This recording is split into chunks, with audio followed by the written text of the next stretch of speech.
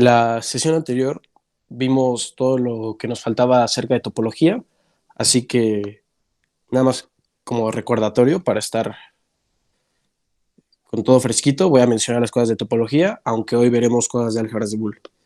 La primera definición era la de una topología, dado X un conjunto y T una familia de subconjuntos de X. Decimos que T es una topología si el vacío y el total están en T, si cualesquiera dos abiertos U y B, su intersección está en T, y dado cualquier subconjunto de la topología de U alfas, su unión está en T. Es cerrado a la topología bajo uniones arbitrarias de abiertos. Esta unión también se puede escribir como la unión de este conjunto, por si en algún momento usamos la notación de abajo, que es como corriendo los alfas, o esta notación. Vale. Eso es lo que decíamos que era una topología. Dado un espacio topológico, ayer estábamos platicando y antier, que las bases facilitaban muchas cuentas, nos facilitaban muchas intuiciones acerca del espacio en sí y por decir algunas cosas. Entonces es que vamos a volver a decir la definición de base, una familia, dado un espacio topológico XT y B, una familia de subconjuntos de la potencia de X. Lo que le pedíamos a la base es que fuera un subconjunto de la topología y que siempre que te agarraras cualquier abierto U y cualquier punto U, punto X en U, en la que queremos que sea base, debe de existir un B en B garigoleada tal que X pertenece a ese B y se queda contenido en U.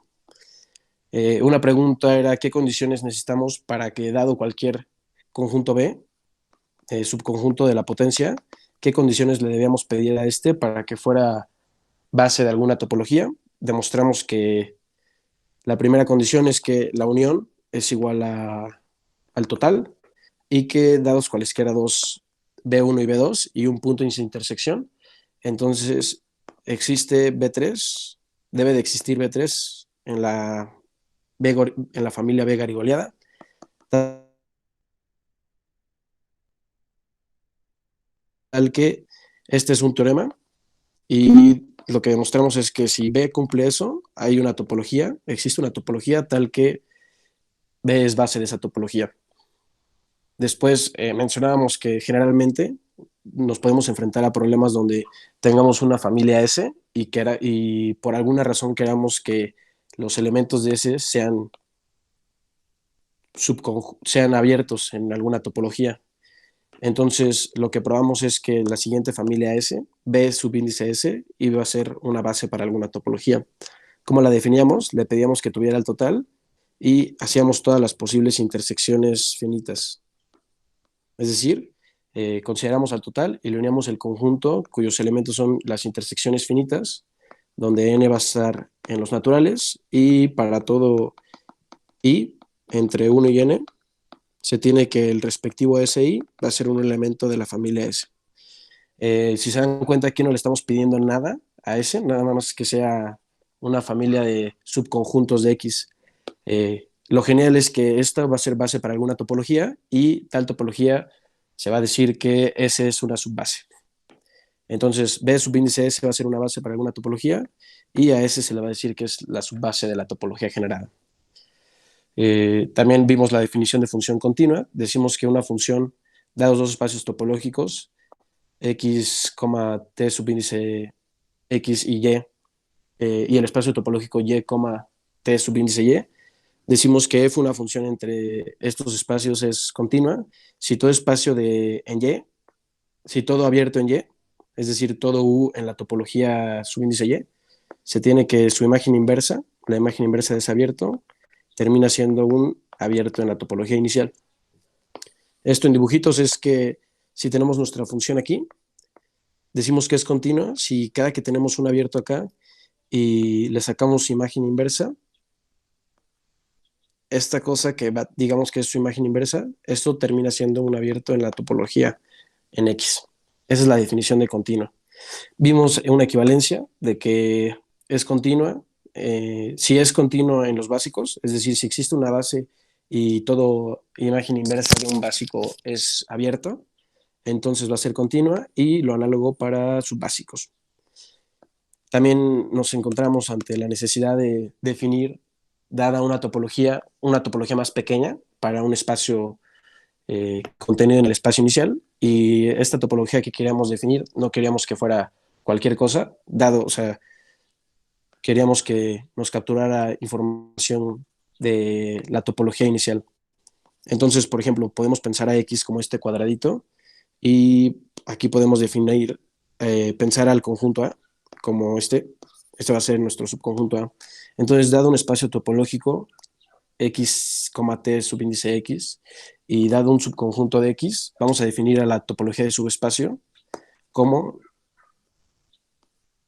el conjunto cuyos elementos son de la forma U intersección A con U, un abierto en la topología inicial.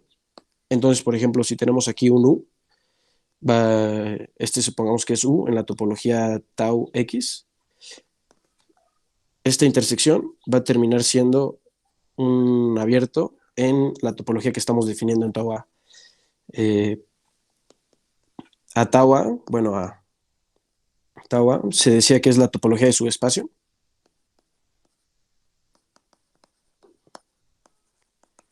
De subespacio. Esto lo vimos ayer, nada más lo estoy mencionando muy rápido. Y definíamos top, que es la categoría de espacios topológicos cuyas flechas entre dos espacios iban a ser funciones continuas, ¿vale? Y una pregunta que surgía es, en esta categoría, en caso de que existan, ¿cómo se deben de ver los productos? Los productos categóricos.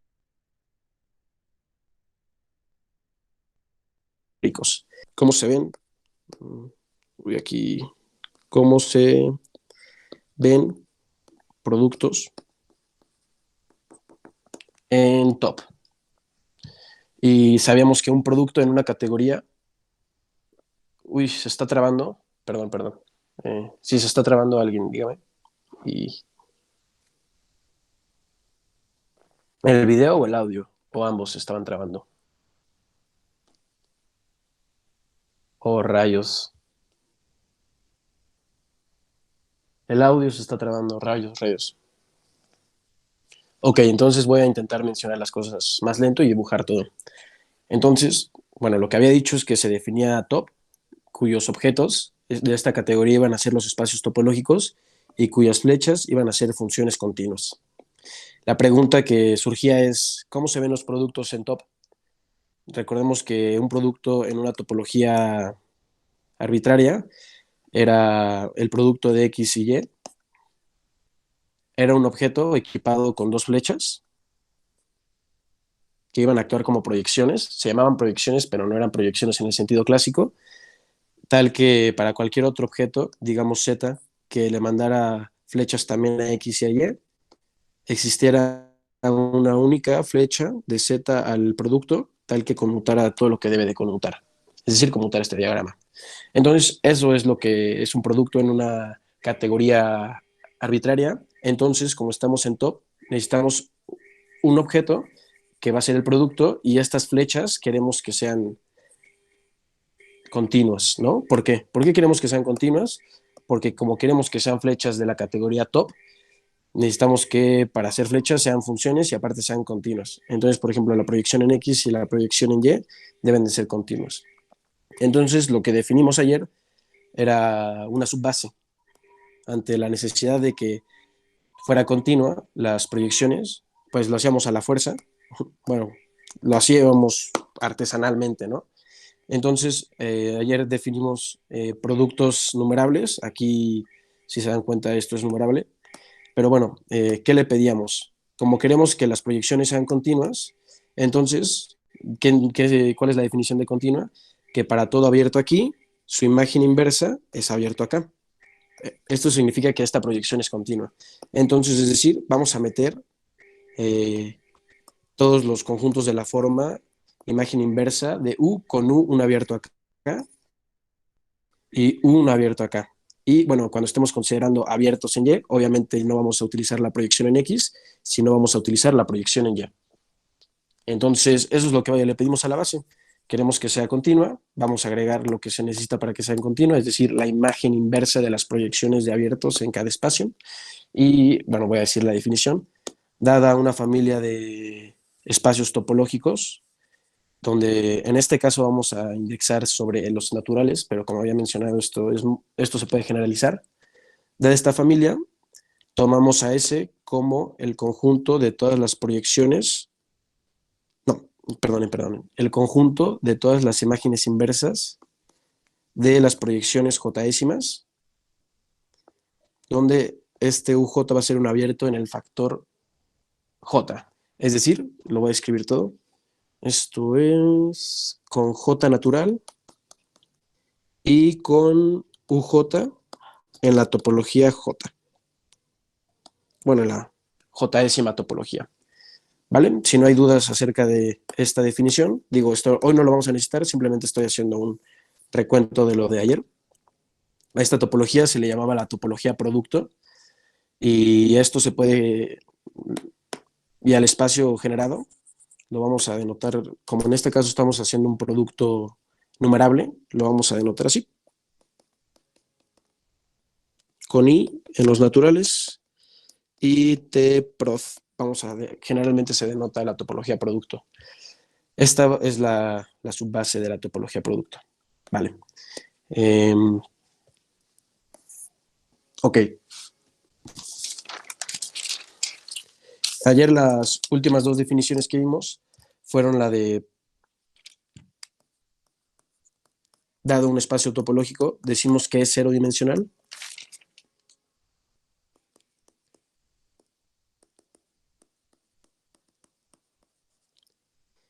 Si consta, o mejor dicho, si existe una base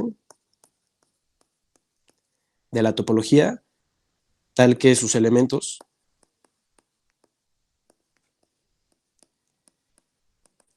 son cerrados y abiertos.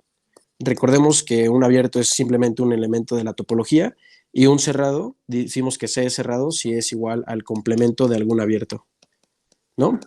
Entonces, sabemos que todo elemento de una base va a ser abierto, sin embargo, aquí le pedimos que también sea cerrado al mismo tiempo, ¿no? Cerrados y abiertos. La segunda definición que vimos ayer hacía alusión al concepto de separar. Dado un espacio topológico, decimos que es T2, o también se le suele decir Hausdorff, si para cualesquiera dos puntos XY en X mayúscula, si X y Y son distintos, entonces decimos que es Hausdorff si existen U y B abiertos, es decir, elementos de tau, tales que son ajenos y X pertenece a U y Y pertenece a V.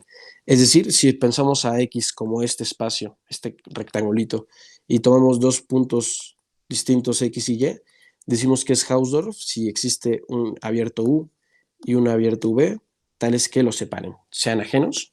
Aquí pedimos que sean ajenos y X pertenezca a U y Y pertenezca a V. Vale. La última definición que vamos a ver, que ayer nos dio tiempo de ver y la voy a mencionar rápidamente ahorita, es la siguiente, solo que me gustaría motivarla, y es que en matemáticas muchas veces surge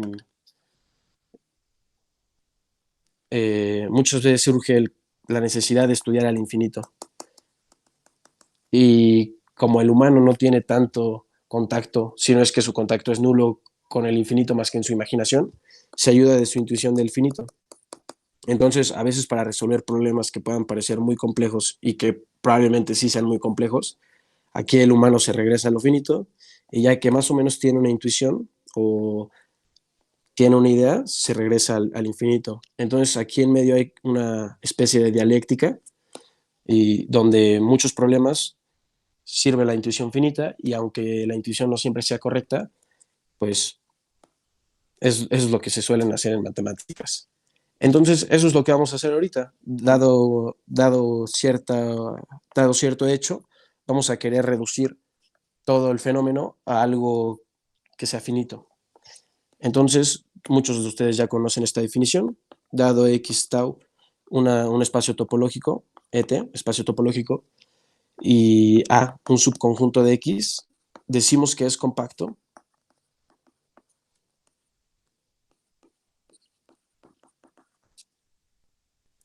si para toda familia C de abiertos, es decir, todo elemento de C es un elemento de la topología, C garigoleada a un subconjunto de tau.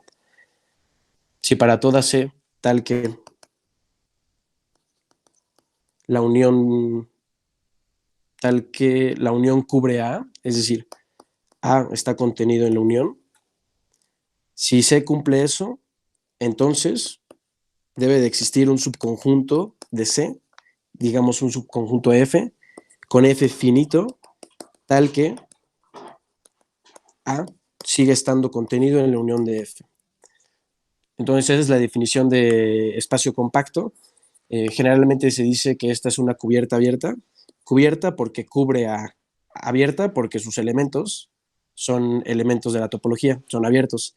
Decimos que es compacto si para toda cubierta abierta existe una subcubierta finita. Entonces, eso era la definición que faltó ayer. Generalmente los espacios compactos van a tener propiedades interesantes. Por eso es que nos fijamos en ellos. Y pasamos a la última definición que nos faltó ayer, que es el objeto de estudio que le vamos a asociar, el objeto que le vamos a asociar a las álgebras de Boole. Entonces, dado X tau un espacio topológico, decimos que es un espacio de Stone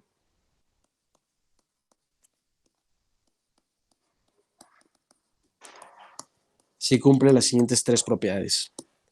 1. Es cero dimensional. Aquí voy a escribir al cero literalmente. Es cero dimensional. 2. Es T2, es decir, es Hausdorff. Es decir, se pueden separar puntos distintos con abiertos ajenos. Y 3. Es compacto. Esa es la definición de un espacio de Stone. Entonces, vamos a considerar a la categoría de los espacios de Stone, que no me acuerdo cómo se denota, creo que es Stone y una línea. Y naturalmente los objetos de esta categoría serán los espacios de Stone, es decir, objetos que cumplen, espacios topológicos que cumplen estas tres cosas, es decir, cero dimensional, tiene una base de abiertos y cerrados. T2, separamos puntos distintos con abiertos ajenos. Y compacto, toda cubierta abierta tiene una subcubierta finita, es decir, bueno, esas tres cosillas. Stone será la categoría de los espacios de Stone y las flechas en la categoría serán funciones continuas. Y exactamente lo que queremos hacer es, si bien recuerdan, Bu es la categoría de álgebras de Boole con morfismos de álgebras. Para los que no recuerden qué era un morfismo de álgebra, es dadas B1, B2 álgebras de Boole. Si f es una función de B1 a B2 tal que para todo A y para todo B cumple que el ínfimo lo abre, es decir, f del A y A ínfimo B es igual a f de, no, el ínfimo de f de A y B y f de B, es lo que está escrito aquí, y también cumple que para todo A y para todo B abre el supremo, es decir, f del supremo de A y B es el supremo de f de A y f de B, donde el supremo de la izquierda es el supremo en BI, B1 y el supremo de la derecha, es decir, el supremo de este lado, es el supremo en B2. Muy bien, esto es la definición de morfismo de álgebra de Boole y Bu, que es esto, va a ser la categoría de las álgebras de Boole. Entonces, lo que queríamos hacer es dar una forma de ir y regresar. Es lo que queríamos hacer. Y ya estamos cerca de ver cuál es la manera natural de ir y regresar, pero dadas dos categorías, ¿qué va a ser esta flechita? Esta flechita, ¿qué tipo de ente matemático será? Recordemos que para comparar categorías nos auxiliamos del concepto de funtor.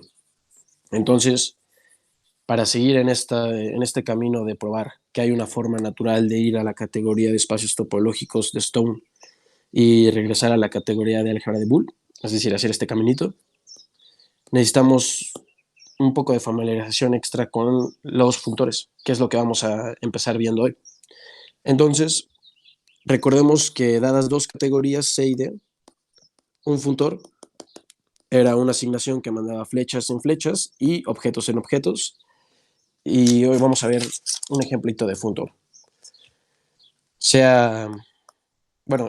También el funtor, recordemos que cumplía tres cosas por ahí. La primera es que se llevaba bien con las identidades, la segunda es que se llevaba bien con dominios y codominios, y la tercera es que se llevaba bien con asociatividades. Entonces vamos a ver un ejemplo. Sea acá campo.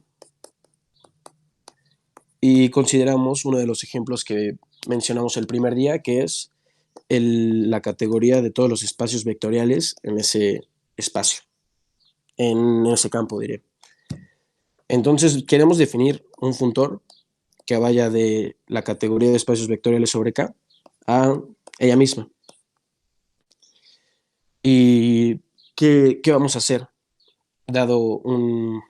Necesitamos ver qué hace con los objetos y ver qué hace con las flechas, donde recordemos que los objetos aquí son espacios vectoriales y las flechas son transformaciones lineales. Muy bien.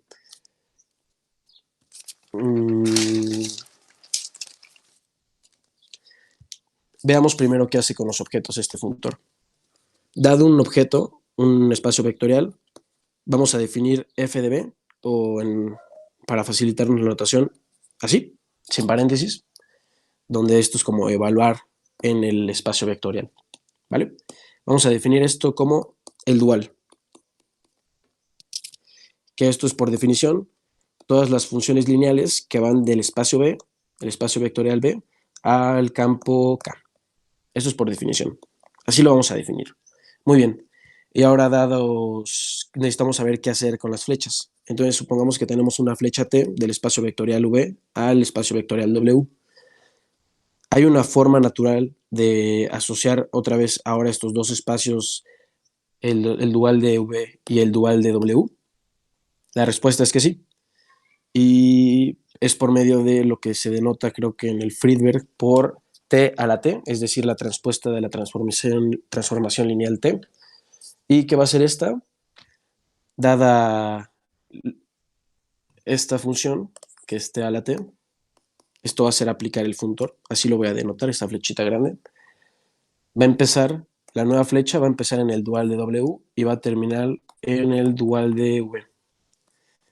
No sé si recuerden todos que esta es una función que manda funciones. En funciones, pues los elementos de acá son transformaciones lineales. Entonces, por si no se acuerdan, dada G aquí, es decir, G es una transformación lineal con dominio W y codominio el campo. Ahí está. Definimos T a la T como ¿qué información tenemos? Tenemos que G empieza en W y termina en K. Y también tenemos que T empieza en V y termina en W. Entonces, como queremos definir T a la T evaluada en G y queremos que esto sea un elemento que termina acá, queremos que empiece en B y termine en K. Y la forma más natural de pedir esto es la composición. Esta composición. Eso va a ser evaluar T a la T en G. Le voy a quitar el circulito para los que no se acordaban de quién era esta transformación lineal, pues así está definida. Aquí recordemos que estamos intentando construir el funtor, entonces voy a escribir una vez más qué hace el funtor. A un espacio vectorial lo manda su dual y a una transformación lineal lo manda su transpuesta, creo que así le llamaban. Y una pregunta es ¿este funtor se lleva bien con las identidades? ¿Se lleva bien con las asociatividades y los dominios y los codominios? Notemos que este funtor, al dominio de T, la función que le va a asociar es T transpuesta, va a terminar siendo, su codominio va a ser F del dominio. Esto escrito en otras palabras es f del dominio de T va a ser igual al codominio. Bueno, lo que dije fue, bueno, ahorita escribo otra vez lo que dije. Va a ser igual al codominio de f en T. ¿Quién es f del dominio de T? El dominio de T es B. No, este es el dominio. Y f de B es igual al dual. Y por este lado, ¿quién es el codominio de f de T? Para empezar, el f de T es igual a la transpuesta. Y su codominio es el dual, ¿no? Entonces, no sé si se están dando cuenta que aquí estoy cambiando dominios por codominios. Entonces, como que inicialmente uno podría ponerse triste y decir, oh rayos, esto no es un funtor. ¿Por qué? Porque no abre los dominios. Y, y ok, inicialmente con la definición primera que vimos, tienen razón. Sin embargo, sí hay una definición y va a ser un funtor. Simplemente no va a ser un funtor de los que ya habíamos dicho. Sí, y este tipo de funtores serán llamados funtores contravariantes. Entonces, este ejemplo sirve para introducir el concepto de funtor contravariante. Intuitivamente va a ser lo mismo que un funtor. Es un funtor que cambia las direcciones de las flechas. Decimos que es un funtor contravariante si cambia las direcciones de las flechas. Vale. Entonces, podría volver a decir como las tres propiedades de los funtores contravariantes, así como los funtores inicialmente que vimos, pero pues me lo va a saltar. Y en un diagramita, un funtor contravariante, si tenemos aquí algo de la forma, supongamos que esta es la categoría C y esta es la categoría D, un funtor contravariante de C en D, digamos un funtor F. Si tenemos una flecha de la forma que su codominio es A y su codominio es B, entonces este funtor lo que le va a asociar esta flechita, cuyo codominio es F evaluado en el dominio y cuyo dominio es F evaluado en el codominio. ¿Vale? Eso es lo que hace un funtor contravariante. Es un funtor que cambia flechas. Entonces, el funtor definido de esta forma, esto le hace a los objetos y esto le hace a las flechas, es decir, a las transformaciones lineales. F va a terminar siendo un funtor contravariante. Y antes de seguir, quisiera, bueno, no voy a probar que es funtor contravariante, lo cual no es nada difícil, pero pues no lo voy a probar. Aquí la ida, vamos a hacer F. Y para regresar este diagramita, vamos a volver a hacer F. Entonces, ¿qué pasa si empezamos en un objeto? Empezamos con el objeto V. Si le asignamos, si le aplicamos una vez F, terminamos en el dual, por definición. Y si a este dual le aplicamos otra vez F, terminamos en el B a la dos asterisquitos, donde por lineal sabemos que estos dos objetos, estos dos espacios vectoriales, serán isomorfos. Esto está genial, ¿no? Es como si esta ida y este regreso en esta misma categoría fuera, no exactamente vamos a terminar en el mismo objeto, sin embargo vamos a terminar en un objeto equivalente, que bajo los ojos de los espacios vectoriales tiene la misma información. Ok, veamos el siguiente ejemplo de funtor. El anterior fue un funtor contravariante. Simplemente era para introducir, bueno, este ejemplito que es bonito, con duales, era para introducir el concepto de funtor contravariante. Hay otra definición de funtor contravariante, pero pues chance no sea bueno verla ahorita. Ok. En con, vamos a definir un funtor en con. ¿Y qué va a ser este funtor? Dado, a ver, mejor con más espacio. Dado a un conjunto, vamos a definir el siguiente funtor, que va a ir de la categoría de los conjuntos a la categoría de los conjuntos, Por si no lo recuerdan, aquí los objetos serán conjuntos y sus flechas serán funciones. Muy bien. Entonces, dado a un conjunto, así voy a denotar a mi funtor.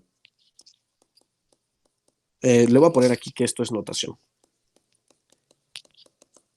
Necesitamos saber, bueno, queremos que sea funtor, ¿no?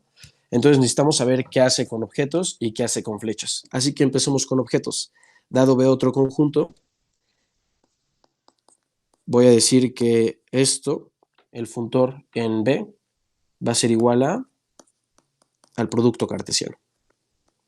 ¿Ok? Esto es muy natural. La notación, pues ya casi nos lo estaba gritando. Recuerden, así se llama el funtor y así se evalúa el funtor. ¿Vale? Entonces ya sabemos qué hacer con objetos. Dado un conjunto A fijo, que estamos fijando desde el inicio, vamos a sacar su producto cartesiano por la izquierda, ¿vale? Entonces, ahora dada una flecha, queremos saber qué va a ser nuestro funtor con flechas de la forma F con dominio B y con dominio C. Entonces, queremos que al aplicar el funtor, que ahorita voy a denotar por F al mismísimo funtor, pero bueno, es nada más para que al rato salgan más rápidas unas cuentas. Queremos que al aplicar este funtor, vamos a terminar aquí con una flecha, a la cual va a ser vamos a denotar así, ¿no? A la flecha. ¿Y qué queremos que cumpla? Como queremos que sea un funtor, queremos que su dominio sea aplicar el funtor al dominio. Y bueno, esto lo voy a reescribir para que se esté más fácil. Aplicar el funtor al dominio, que es decir, aplicar el funtor a B, es esto, el producto cartesiano de A y B. Y como queremos que sea funtor, también queremos que esto sea aplicar el funtor al codominio, es decir, A cruz C. Entonces, ¿cuál es la forma natural de definir una flecha que empiece en este producto y termine en este otro producto? Tenemos información sobre qué hacer de este lado. Entonces, ¿qué les parece no hacer nada del lado izquierdo? Vamos a definir así. Va a ser la identidad en la primera entrada y en la segunda entrada F. ¿Vale? Así lo voy a denotar. Es decir, voy a dar la regla de correspondencia, dado un par ordenado A, B en el producto cartesiano A cruz B, esto va a ser por definición, el funtor aplicado en F va a ser por definición, cuando lo evaluamos en A, B, dijimos no hacer nada en la primera entrada, es decir, vamos a mantener a A y aplicar F en la segunda entrada. Vale, entonces esto lo vamos a denotar por... Creo que no vamos a utilizar esta notación, pero pues nada más para que exista esa definición. Entonces ya sabemos qué hace esta asignación. Va de la categoría de los conjuntos a la categoría de los conjuntos. A un objeto lo va a mandar al producto cartesiano de A y B, y a una flecha lo va a mandar a la identidad en la primera entrada y la función en la segunda entrada. Muy bien. La pregunta ¿es funtor?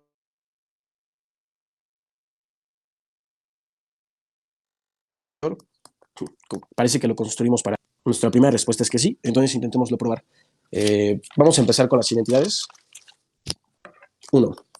Por demostrar que para cualquier B se tiene que el funtor aplicado... Bueno, voy a describir aquí la identidad.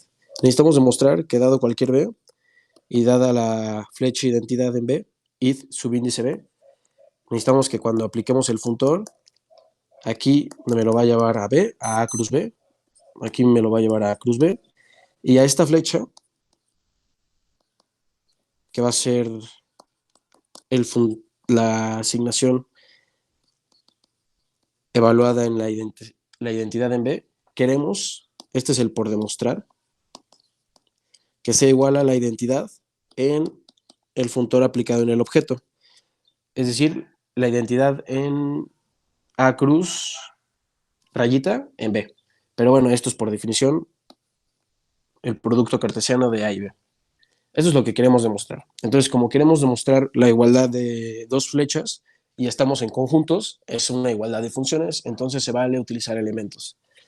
Sea A, B en el producto cartesiano.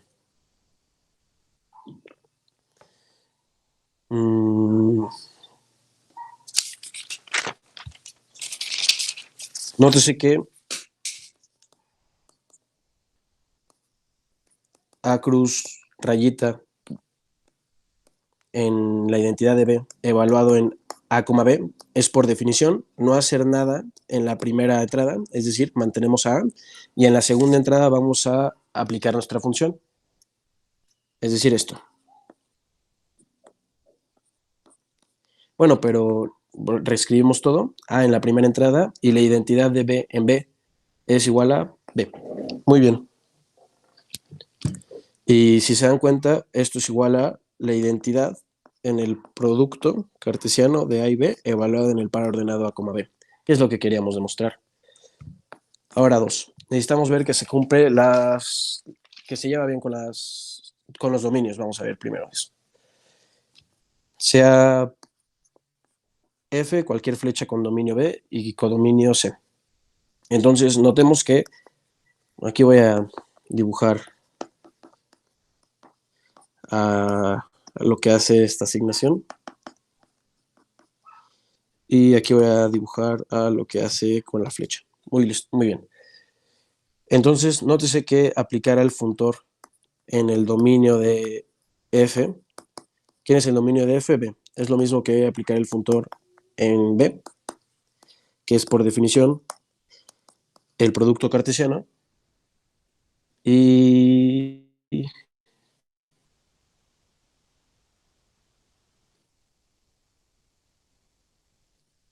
si se dan cuenta, esto es el dominio de esta flecha. Aquí lo voy a escribir como el dominio de A cruz F. ¿Vale? Es decir, este funtor está sacando este dominio, ¿vale? Que es lo que queríamos demostrar. Y análogo será para codominios, por lo tanto ya tenemos el punto 2 de definición de funtor.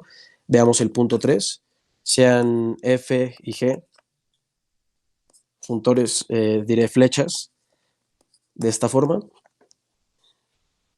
Cuando aplicamos el funtor, sabemos que terminamos en A cruz B, y voy a dibujar todo aquí, entonces, a ver. Vale, y aquí vamos a terminar con A cruz rayita evaluado en G. Muy bien, y esto es aplicar el funtor F. Lo que queremos demostrar es que si nos preguntamos por esta composición de flechas, queremos que el funtor abra esta composición. Es decir, este es el por demostrar.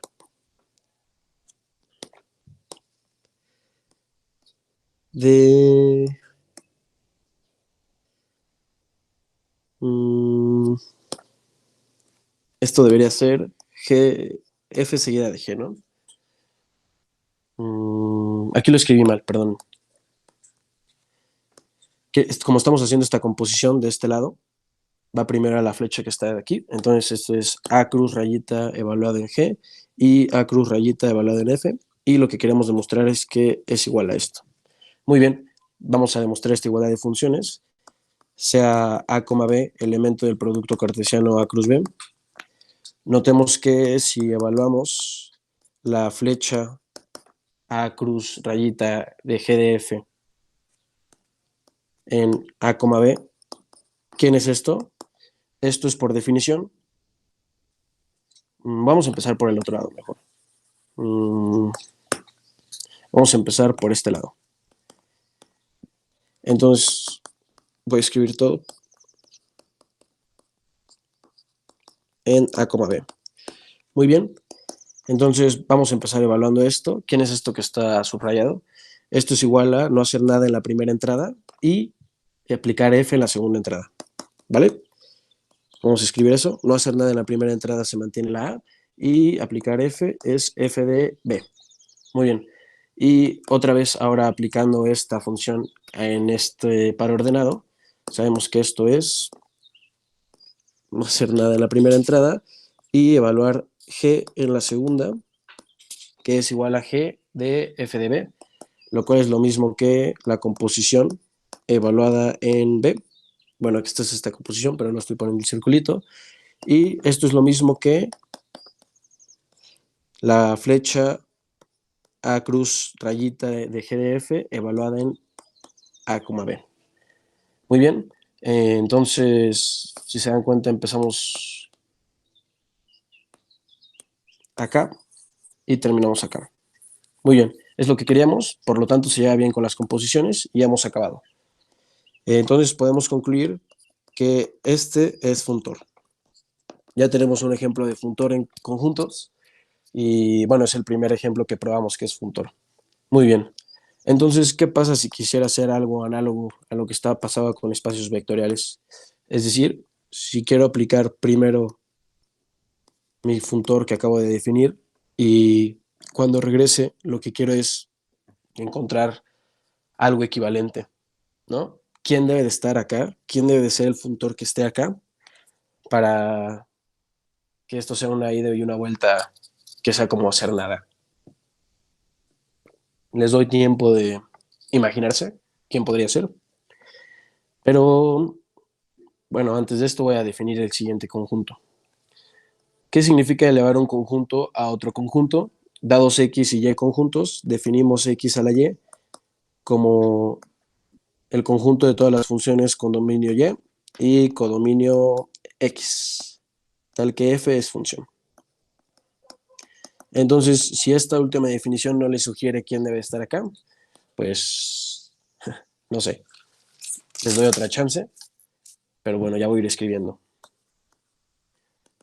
Dado A conjunto, es decir, vamos a dejar un objeto fijo en la categoría con y vamos a definir la siguiente asignación.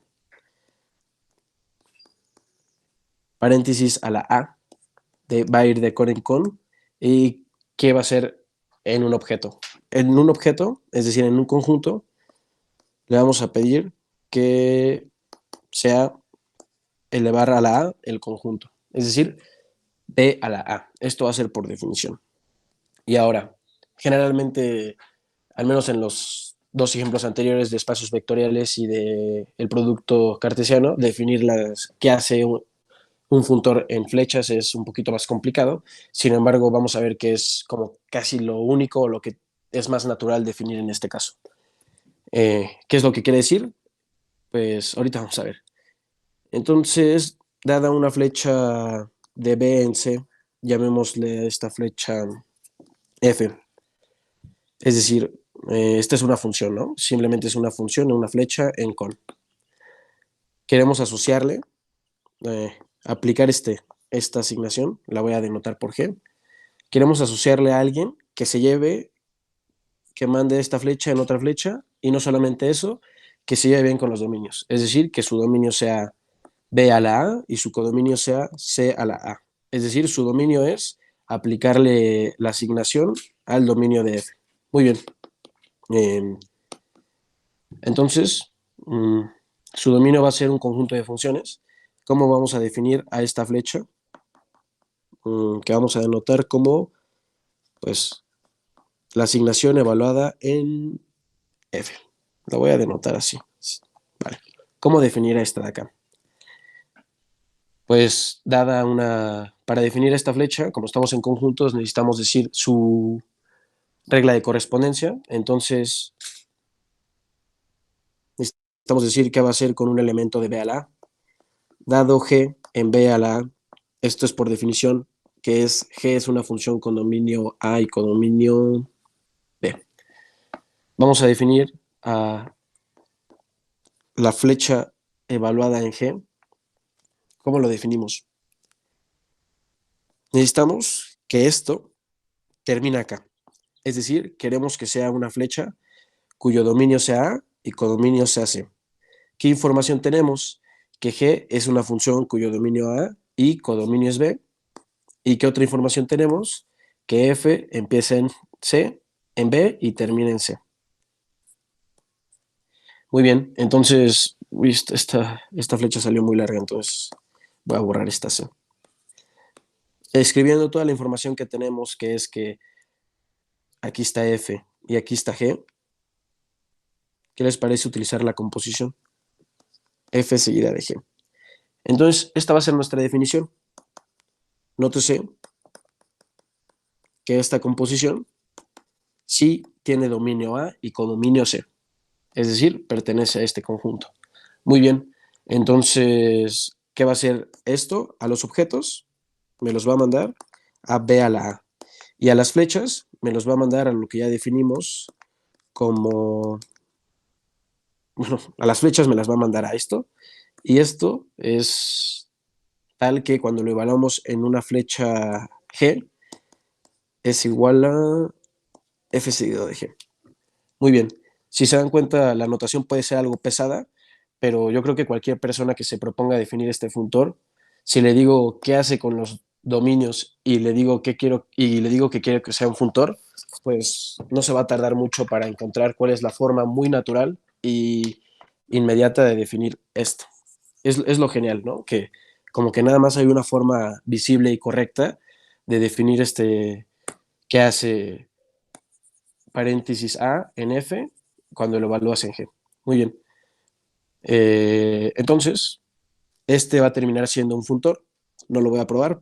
Y no solamente eso, que va a ser el adecuado regreso.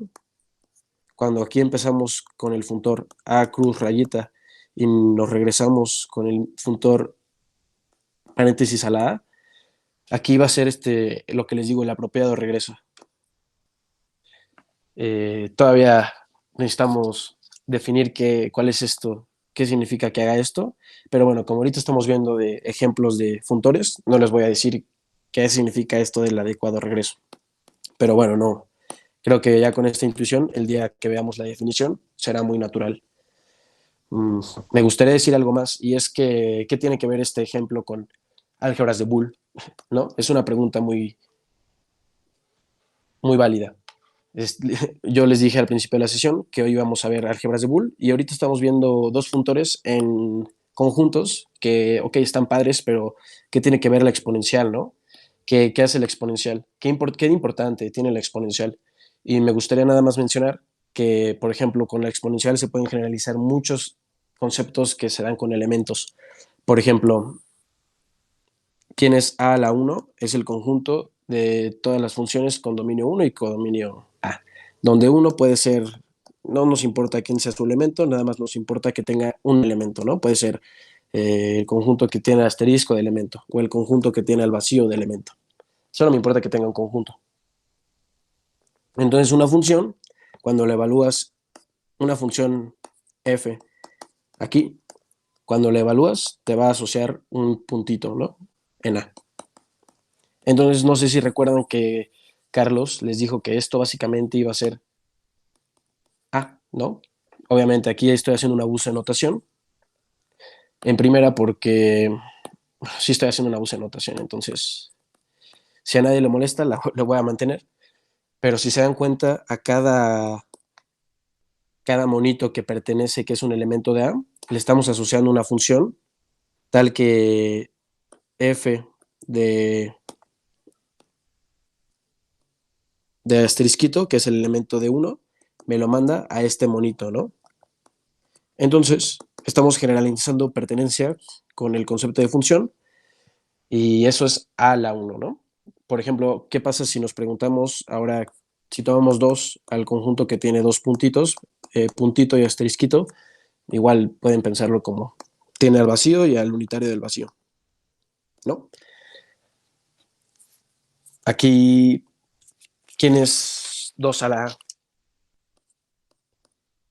Es el conjunto de todas las funciones, ya se lo saben, ¿no? La definición, entonces no la voy a decir.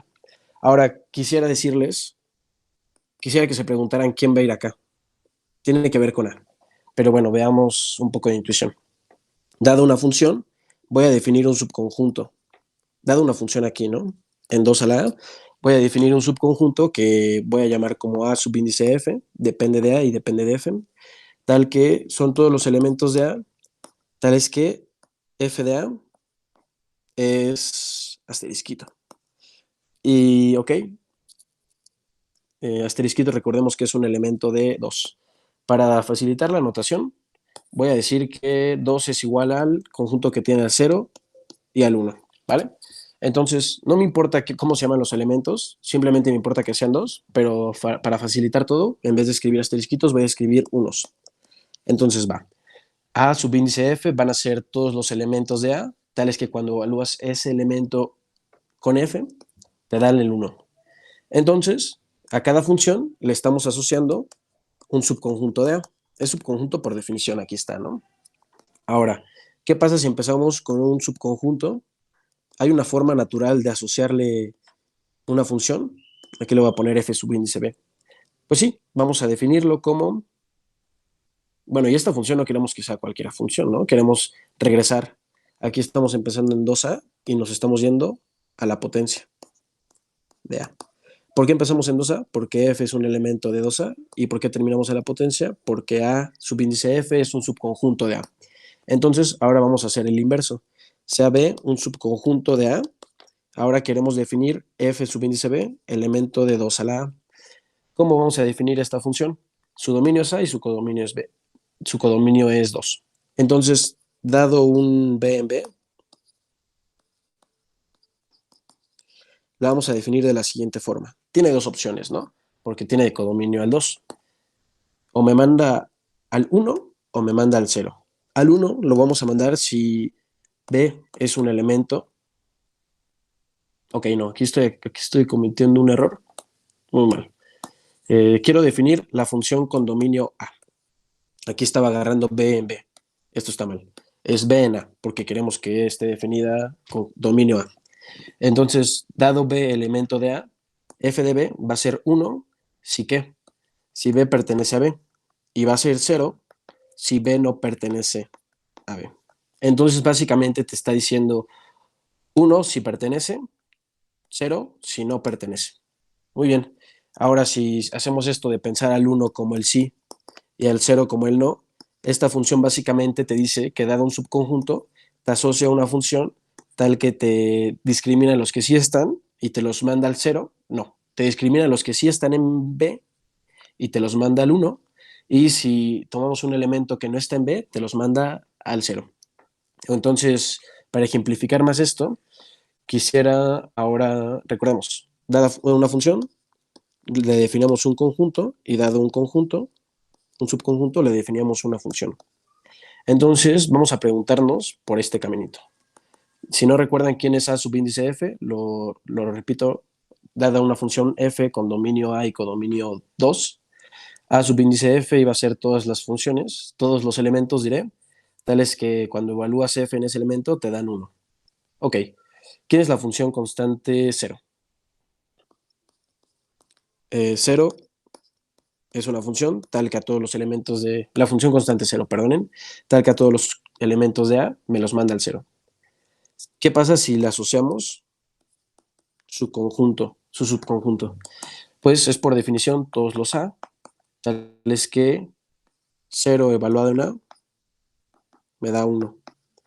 Pero como a todos me los manda al 0, pues es la función constante 0, a ninguno me lo va a mandar al 1. Es decir, esto es el vacío. ¿Quién es el 1? La función constante 1. Esto va a ser el total. ¿Por qué? Porque es la función tal que a todos me los manda al 1 y a subíndice 1 son todos los elementos tales que bajo la función constante 1 me dan 1. Entonces, si se dan cuenta, lo que estamos haciendo es una forma de ir de 2a a la potencia de a y regresar. Es como si todo subconjunto fuera una función, o mejor dicho, le asociamos una función, y toda función con dominio 2 me induciera naturalmente un subconjunto.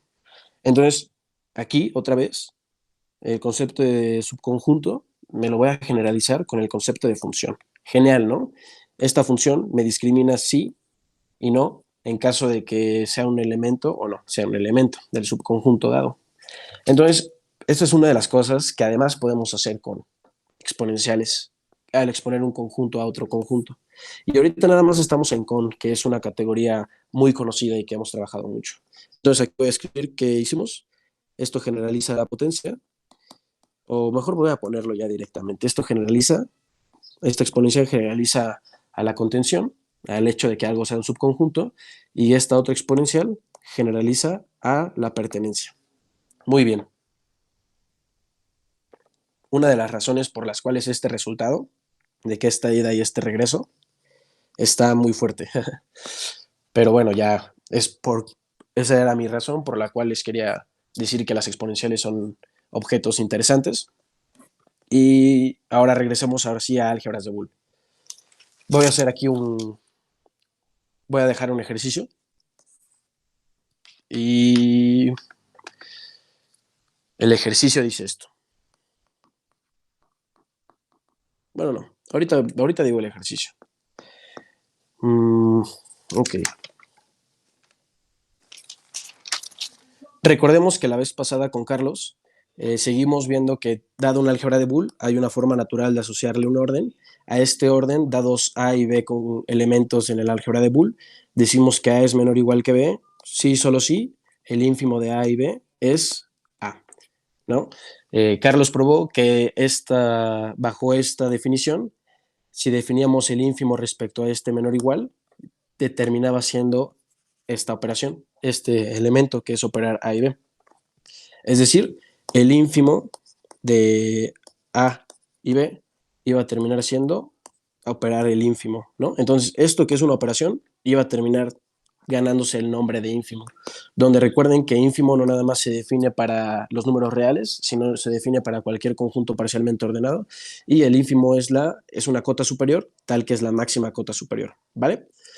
Es lo que probó Carlos, y además él probó que en todo orden parcial, es decir, dado P un orden parcial, donde esta es una relación reflexiva, antisimétrica y transitiva, se puede pensar a P como una categoría. Recordemos que en esta categoría decimos que hay una flecha del elemento B al elemento A, no, del elemento A al elemento B, sí, solo sí, bajo el orden, A es menor o igual que B. Una cosa más, dado que toda álgebra de Boole induce un orden, entonces toda álgebra de Boole induce una categoría con el mismo orden que aquí está arriba definido. Lo que probó Carlos, que es un super resultado para mí, es que el ínfimo de dos, recordemos entonces que en esta categoría las flechas son el menor igual y los objetos son los elementos del álgebra de Boole, ¿vale? Entonces, dados dos objetos A y B en la categoría, es decir, dos elementos de B, su ínfimo iba a ser menor o igual, es decir, existe esta flecha acá, que ambos. Esto quiere decir que el ínfimo es menor o igual que B y análogo para acá, ¿no? Esa flecha significa que es menor o igual. Y también probó que para todo objeto tal que fuera menor que ambos, existe una única flecha acá, ¿no? Y si recuerdan bien, esto me quiere decir que el ínfimo es el producto. Entonces eso está muy genial, ¿no? Te está diciendo que un concepto de orden, ahora siguiendo la conversación del primer día del seminario, el tipo, ¿cómo era? Sí, sí está bien esto, ¿eh? Perdonen. Carlos mencionaba que el arquetipo era producto y uno de los tipos podría ser producto cartesiano o en un caso era máximo común divisor, ¿era? Y en este caso, en una álgebra de Boole, el tipo del arquetipo producto iba a ser el ínfimo de dos elementos. Entonces, eso está genial. Pero bueno, ¿qué hicimos ahorita? Toda esta plática que tuvimos durante ya casi una hora, donde definimos en con un funtor. Dijimos que este funtor era sacar producto, ¿no? Es decir, estábamos sacando el tipo producto categórico en la categoría de con. ¿Qué pasa si aquí cambiamos un poco las cosillas? Es decir, en vez de considerar con, vamos a sacar otra vez un producto, pero en bu, en la categoría de álgebras de... No, perdonen. En vez de sacarlo en con, lo vamos a sacar en la categoría B, es decir, el álgebra de Boole vista como una categoría. Entonces, este producto, por lo que demostró Carlos, es el ínfimo.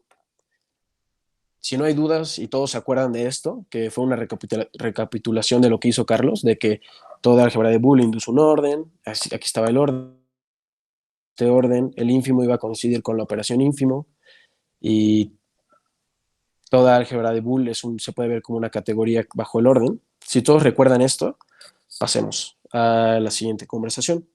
Entonces, la pregunta es, todo lo que hicimos en conjuntos, donde este era el producto, vamos a hacerlo en un álgebra de Boole.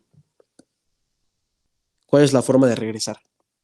¿No? Queremos encontrar al que está de este lado, ¿vale? Entonces, voy a decir Ah, una definición más. voy a mencionar ¿Perdón? algo rápido. Sí. Sí, que, bueno, en el otro caso, en conjuntos, probamos que ese producto, iba a ser un funtor, ¿no? Y en este caso, también hicimos la traducción de que era un funtor entre álgebras de Boole y quedamos que era una función continua, ¿no? Entonces, ahí probar que ese A Monótona, ínfimo ¿no? es que esa operación es una función, digo, función creciente, perdón, continua, no, Ujú. creciente. Entonces ahí Ah, ok. es la traducción. Sí, perdón. Sigue. No, nada más eso, sí. Ok, sí. ¿Cómo ves? ¿Probamos que será mejor probar que esto es un funtor Como tú o lo ves. pruebo, ¿no? Bueno, sí, bueno, vamos a demostrar eso. Como dice Carlos, lo que probamos hace rato en conjuntos es que el producto era un funtor. Entonces, vamos a ver que esto va a ser un funtor. Bueno, si alguien todavía no sabe quién es esto, es lo mismo que el producto, es decir, dado la regla de evaluación del A ínfimo rayita en un elemento B del álgebra de Boole, va a ser por definición operar, ¿no? Nada mágico, igual, ¿no? Quitamos ese paréntesis y quitamos esa rayita. Entonces, lo que queremos ver es que esto es un funtor. Pero bueno, ¿qué demostró Carlos el lunes? Sí fue el lunes, creo. Demostró que un funtor en órdenes parciales, en este caso las álgebras de Boole son órdenes parciales, es una función monótona. Entonces esto se traduce a demostrar que es monótona. Monótona. Es decir, por definición monótona quiere decir que para todo B en el álgebra de Boole y B y C, perdón, B y C en el álgebra de Boole, si se tiene que B es menor o igual que C, entonces lo que tenemos que demostrar es que aplicar el funtor en B, aplicar esta asignación en B y aplicar esta asignación en C, se va a tener que va a ser menor o igual lo que está a la izquierda que es lo que está a la derecha. Entonces esto lo voy a reescribir, ya sabemos cómo se evalúa. Lo que queremos demostrar es esto. Muy bien. Entonces, demostrémoslo. Sean B, C, cualesquiera, y supongamos esto. Como queremos demostrar esto, recordemos cuál es la definición de nuestro orden, es decir, por demostrar que A ínfimo C, ínfimo, a ver, era aquí B, ¿no? Queremos demostrar que A ínfimo B es menor o igual que A ínfimo C. Entonces, por definición, necesitamos demostrar que cuando sacas el ínfimo de estas dos cositas, te dan este ínfimo, lo que está a la izquierda, ¿no? Es lo que queremos demostrar por definición. Entonces, aquí voy a borrar el por demostrar y voy a poner, notemos que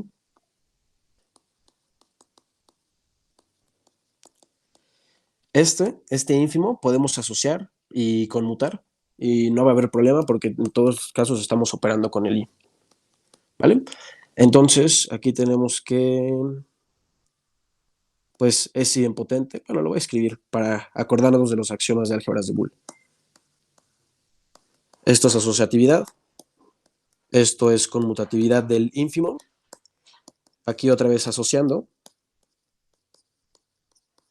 y una vez más, aquí nada más conmutamos y asociamos. Asociamos dos veces, conmutamos una vez. Aquí estamos utilizando que el ínfimo es idempotente, entonces A ínfimo A es igual a A, y esto es igual a B ínfimo C. Bueno, no, esto es igual a A ínfimo B ínfimo C. Muy bien, hasta aquí todo va bien. Por hipótesis, ¿qué tenemos? Que B es menor o igual que C. Por lo tanto, por definición del orden, quiere decir que B ínfimo C es igual a B. Entonces, siguiendo esta igualdad, aquí se va a ver un poco raro. Entonces, lo voy a escribir aquí como observación. Por hipótesis, B es menor o igual que B, por lo tanto, B ínfimo C es igual a B, por definición del orden. Entonces, lo que está acá a la izquierda es B ínfimo C, que acabamos de decir que es B. Muy bien.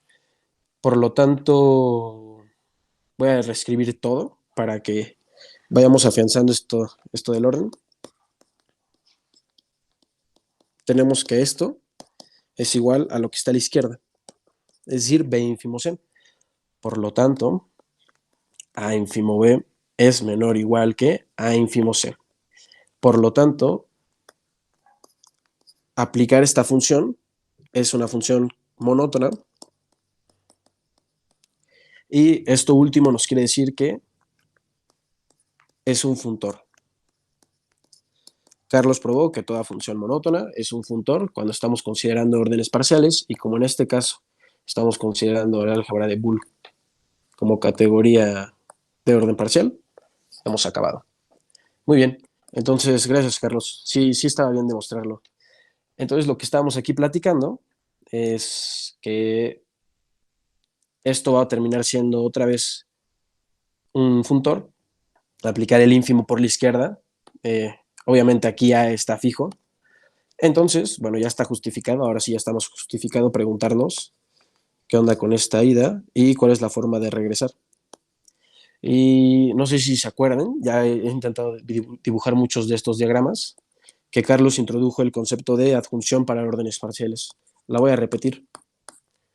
Dados P y Q, categorías de órdenes parciales, es decir, ambos P y Q tienen una relación de orden adentro, y P y Q con las rayitas abajo son las categorías que se obtienen, tal que P es menor o igual, P1 es menor o igual que P2. Esto significa que hay una flecha de P1 a P2. Recuerden, esta es la forma de inducir una categoría a partir de un orden parcial. Entonces, básicamente lo que me está diciendo esto, que sean categorías de órdenes parciales,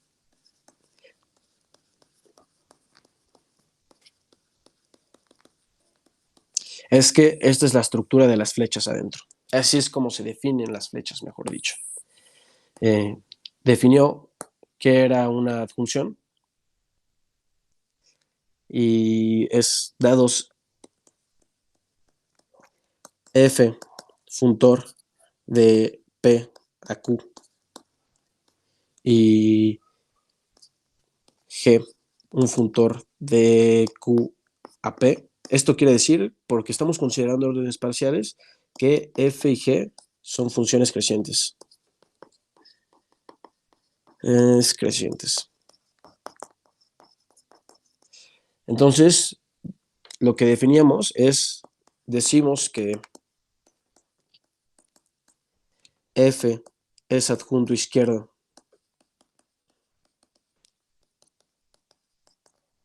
de G si se daba lo siguiente. Aquí voy a dibujar un diagramita. Aquí estoy dibujando a P y a Q. Este es F, la función monótona F, es decir, el funtor F, y este es G.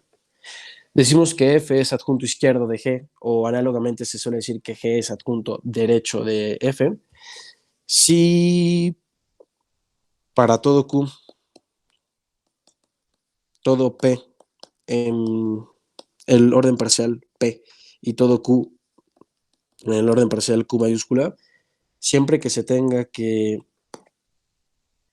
F de P es menor o igual que Q, eso se tiene si y solo si P es menor o igual que G de Q. Muy bien. Carlos creo que lo dibujó así. Recordemos, este va a ser P. Corrígeme si no lo estoy diciendo bien, la definición o el dibujito. Entonces, aquí estaba P y aquí estaba F de P. Entonces, aquí estaba Q. Decimos que este es menor o igual que este. Es una adjunción, son adjuntos. Si siempre que pase esto, pasa esto, donde recordemos que la flechita significa menor o igual. Vale. Esto es la definición de adjunción. Como dijimos ese día, se puede generalizar no solamente para categorías de órdenes parciales, sino para categorías en general. Y bueno, ahorita lo vamos a utilizar porque es lo que queremos hacer, ¿no? Queremos que aquí haya una adjunción. Recordemos que en tal caso, en caso de que f sea adjunto izquierda de g, se escribe esto, ¿no? Muy bien. Voy a tomar un poquito de agua. Entonces, básicamente, lo que queremos hacer es este funtor, esta función creciente, queremos encontrar quién es su adjunto. Así que vamos a pasar a la siguiente definición. Antes que nada, quisiera resaltar que la definición no está diciendo que exista alguien, no está haciendo nada, simplemente está definiendo en caso de que exista, ¿no? Si no existe, pues X. Pero bueno, vamos a pasar a la siguiente definición. Vamos a definir al adjunto y lo voy a denotar de una forma un poco extraña. Sea B álgebra de Boole y vamos a fijar un A, elemento del álgebra de Boole. Definimos a esta asignación del álgebra de Boole en el álgebra de Boole. Simplemente la estoy definiendo así, no estoy diciendo su regla de correspondencia, como tal que para todo A y para todo C, se tiene que C es menor o igual que esto, si y solo si A ínfimo C es menor o igual que B. Ok, antes de ver la motivación y el porqué de las cosas, quisiera decir que este se puede pensar como, bueno, esto es básicamente evaluar en B, y recordemos que esto es básicamente evaluar A ínfimo rayita en C, ¿vale? Entonces aquí estoy haciendo un abuso de notación, pero bueno, así es como se evalúa esta, este, esta asignación. Entonces, básicamente, si se dan cuenta, le estoy pidiendo ya por definición, ¿no? Que sea adjunto. Esto aquí en este caso es, miren, aquí lo escribí al revés. Entonces voy a escribirlo al revés, ¿no? Como es un sí solo sí, no importa cuál aparezca. Primero, muy bien. Ahora sí. A ver si se puede ver en la misma pantalla la definición última y la definición de adjunción. ¿Ya lo vieron?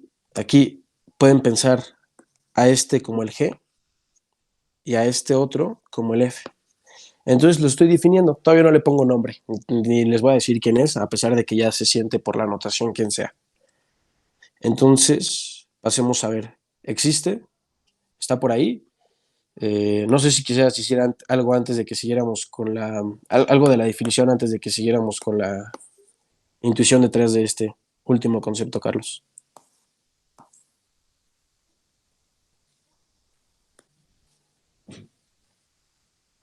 ¿Todo bien? No, no, Va, todo bien. va. Entonces, ¿qué está haciendo esta asignación? Pues es muy obvio, ¿no? Que esta notación nos recuerda al implica, ¿no? Entonces, la respuesta es sí, va a terminar siendo el implica, pero aquí no estoy diciendo que exista, estoy diciendo que cumple, ¿no? Lo voy a definir así y va a cumplir eso. Entonces, la pregunta es, ¿existe? ¿Quién es? ¿Hay una forma equivalente de verlo? La respuesta es sí. Sin embargo, creo que antes de ver eso, voy a dejar un ejercicio aquí. Ejercicio.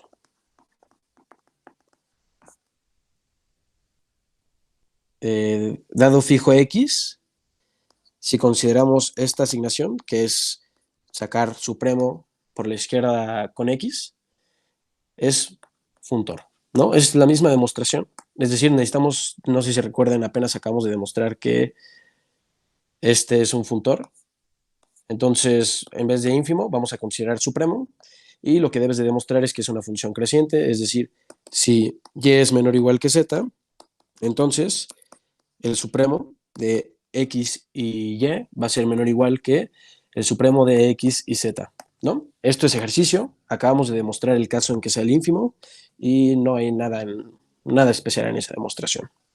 Ok, entonces esto simplemente es como para mencionarlo, lo vamos a utilizar en algún momento y seguimos en esta conversación de que queremos o nos esperaríamos que el adjunto, bueno, el que terminará siendo el adjunto del i, queremos que sea el implica. Entonces, pensemos en una álgebra de Lindenbaum. O mejor no, pensemos en una lógica clásica. Dado una letra proposicional, en una lógica clásica es lo mismo o es lógicamente equivalente negar dos veces alfa. Entonces, vamos a hacer eso con el implica. Alfa implica beta, vamos a negarlo dos veces y vamos a ver a dónde llegamos. Recordemos que la negación de alfa implica beta es lógicamente equivalente. ¿Cuándo es falsa una condicional? Esta es una condicional, ¿ok? ¿Cuándo es falsa una condicional? Cuando lo primero es verdadero, pero lo segundo es falso. Entonces esto va a ser lógicamente equivalente a esto. Muy bien. Entonces, por lo que acabamos de decir acá arriba de una lógica clásica, la negación alfa implica beta es lógicamente equivalente a negar dos veces. Alfa implica beta. A ver, y ya tenemos la negación de lo que está acá adentro, ¿no? Esto es, mantenemos la negación que está acá afuera, es alfa y no beta. Pero bueno, nosotros sabemos negar un i, esto es no alfa, lógicamente equivalente a no alfa, o no beta. Bueno, esto es lógicamente equivalente a, quitamos ese doble no en beta, a eso. Por lo tanto, en una lógica clásica, se tiene que el implica va a ser lógicamente equivalente a no alfa o no beta, donde este es un uno lógico y este es una implicación lógica. Entonces, en un álgebra de Lindenbaum, pensando esto, recordemos que el álgebra de Lindenbaum, la equivalencia es la igualdad. Entonces, suponiendo que existe este, deberá ser de esta forma, ¿no? ¿Qué es lo que vamos a demostrar? En un álgebra de Lindenbaum, se tiene que esto va a ser igual a esto. Y es la siguiente proposición, y yo creo que ya es la última porque creo que ya llevo 1 hora 15 minutos. ¿Algo que quisieras recordar? Bueno, yo quisiera recordar algo. Bueno, vimos que esto es lógicamente equivalente en una lógica clásica. Carlos probó el lunes el que le llamamos bueno, se le llama el criterio categórico, que es un nombre muy bonito porque nos dice que dada una categoría de un orden parcial, en particular dado un álgebra de Boole y dados x y y, es decir, x y y elementos del álgebra de Boole, x y y son iguales, sí y solo sí, para todo C en la categoría, es decir, todo C en B, donde B es un álgebra de Boole. Si se tiene que C es menor o igual que X, sí y solo si C es menor o igual que Y, entonces esto pasa, ¿no? Esto pasa, vale. Se llama criterio categórico porque pues, nos recuerda que si se relacionan igual, si toda flecha de C en X induce una flecha de C en Y, entonces lo que nos está diciendo este sí solo sí es que entonces son iguales. Generalmente, pues una dirección es la trivial, entonces lo que nos importa es esto. Entonces, para probar que en un álgebra de Boole, que es lo que queremos hacer ahorita, para probar que en un álgebra de Boole A implica B es igual a no A o B, vamos a utilizar esta dirección. Es decir, vamos a demostrar que se relacionan igual con todos los elementos por la izquierda. ¿Quisieras agregar algo, Carlos, de este No, criterio? todo bien. Vale, entonces le voy a llamar proposición, aunque creo que es un teorema. Le voy a llamar teorema. Teorema. Vale. B, álgebra de Boole. Álgebra de Boole. Entonces, voy a escribirlo todo. Para A y B, elementos del álgebra de Boole, se tiene que esta igualdad. Muy bien, entonces demostrémosla. Vamos a utilizar el criterio categórico CAC en el álgebra de Boole y vamos a demostrar que siempre que C sea menor que este, se va a tener que C es menor que este otro. Muy bien, y siempre que C sea menor que no alfa supremo B, entonces C va a ser menor que A implica B. Bueno, todavía no le podemos llamar implica, porque todavía no hay que llamarle implica. Hasta ahorita simplemente es una asignación. Y aquí la estamos evaluando en B. Muy bien, es lo que queremos demostrar. Entonces, por demostrar, este sí, solo sí. Hagamos esta dirección. Supongamos que C es menor o igual que A implica B. Entonces, por definición, aquí voy a escribir sí, solo sí. Sí, solo sí. Por definición, aquí que tenemos escrito, C es menor que A implica B. Sí, solo sí. A ínfimo C es menor que B. Entonces voy a reescribir esto. A ínfimo C es menor que B. Muy bien. Ahora esto de aquí se sigue que recordemos que aplicar el funtor supremo es una función creciente, es decir, es una función monótona. Bueno, aquí escribí funtor, pero en álgebras de Boole es lo mismo decir monótona. Entonces, por esto, si operamos por cualquier lado aquí de ambos lados, se va a mantener la desigualdad y vamos a operar con alguien que nos conviene que aparezca. ¿Qué nos conviene que aparezca? No A. Entonces, es como A ínfimo C es menor o igual que B, no A supremo, el ínfimo de A ínfimo C, es menor o igual que no A supremo B. Entonces, aquí vamos. ¿Qué podemos hacer aquí? Aquí podemos distribuir, ¿no? Entonces vamos a distribuir este... uy, me fui hasta arriba de la hoja. Rayos, rayos. Ok, vale. Ahora sí, distribuyamos. No A, supremo A, y aquí va a haber un ínfimo, no A, ínfimo... Ah, no, aquí va a ser supremo. Supremo C. Muy bien. Y aquí vamos a mantener la igualdad, la desigualdad, no A, supremo B. Y pues aquí simplemente vamos a ver quién es esto. Recuerden que el complemento de A con A, su supremo, ¿quién va a ser? 1, ínfimo, no A, supremo C. Muy bien. Y ahora, ¿qué pasa cuando sacamos el ínfimo con el más grande del álgebra de Boole? Es decir, con el 1. Esto va a ser igual a no A supremo C. Muy bien. Muy bien, muy bien. Y nótese que C es menor o igual que el supremo del complemento de A y C. Esto es, bueno, esto ya lo tenemos, ¿no? Por cómo se comporta el supremo. El supremo coincide, bueno, la operación supremo coincide con el supremo de no A y C, y el supremo siempre va a ser mayor que cualquiera de ellos dos, en particular de C. Entonces, por transitividad, como tenemos esta desigualdad por acá, tenemos que C es menor o igual que esto. Entonces, ya tenemos la primera dirección de este criterio, el criterio categórico. Voy a escribir lo que acabamos de demostrar. Demostramos que si C es menor o igual que A, bueno, A flechita B, entonces lo que demostramos es que C es menor o igual que no A supremo B. Muy bien. Ahora hagamos el regreso. Es decir, vamos a suponer esto que está acá y vamos a intentar llegar hasta acá. Supongamos, bueno, no voy a escribir supongamos. Voy a ponerlo aquí. Supongamos esto, lo que está escrito hasta la izquierda. Entonces, aquí voy a escribir entonces. Sabemos que sacar ínfimo por lado izquierdo es una función monótona Entonces vamos a sacar ínfimo por el lado izquierdo, ¿vale? Entonces, A ínfimo C es menor o igual que A ínfimo el supremo de complemento de A y B. Muy bien. Ahora, ¿qué hacemos aquí?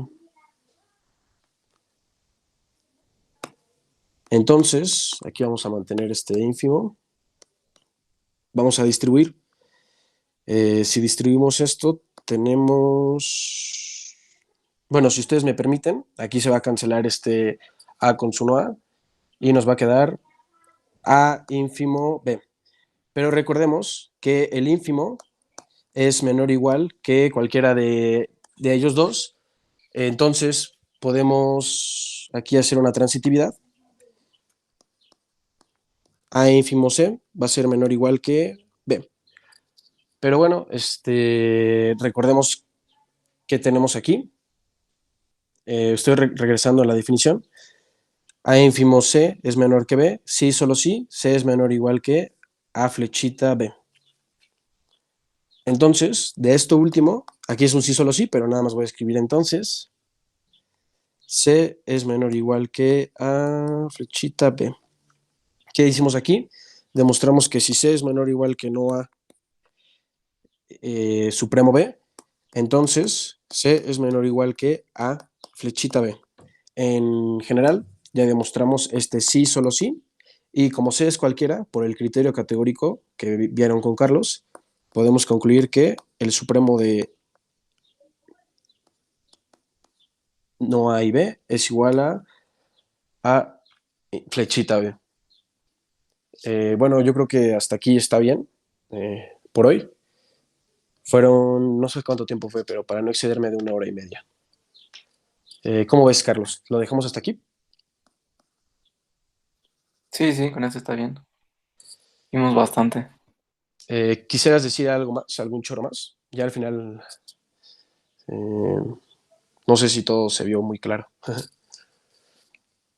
Bueno, lo que se va a hacer después es que este concepto de adjunción, que ahorita solo definimos entre dos órdenes parciales, como en particular los órdenes parciales son categorías, pues luego la vamos a llevar vamos a generalizar el concepto de adjunción a dos categorías. Y pues como ya vieron que es un ir y venir, que al final como que te deja todo igual cuando vas y vienes, te dejan cosas equivalentes, entonces pues es lo que vamos a utilizar para probar la equivalencia entre categorías